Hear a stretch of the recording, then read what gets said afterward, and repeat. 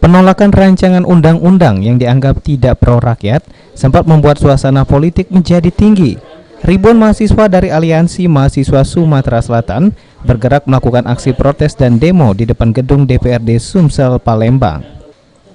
Aksi penolakan RUU KPK, RUU KUHP, dan beberapa RUU lainnya berujung ricuh dan bentrokan mahasiswa dengan pihak keamanan. Pada 30 September mendatang, jika DPR RI tidak membatalkan pengesahan rancangan undang-undang yang menjadi tuntutan mahasiswa, maka akan ada aksi demo lanjutan dari mahasiswa. Menanggapi rumor yang akan adanya aksi demonstrasi lanjutan dari mahasiswa, Rektor Universitas Sriwijaya, Profesor Anis Asgab, tidak menganjurkan jika mahasiswa Unsri ikut aksi demo.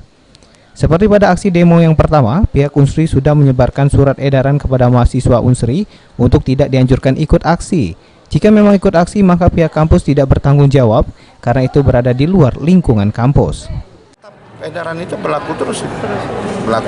Nah, jadi kalau ada yang mau ikut, tetap aja pada konsep karena organisasi luar ya, itu silakan aja. Tapi kampus tidak merekomendasi seperti itu. Untuk absensi artinya mereka kuliah jalan terus.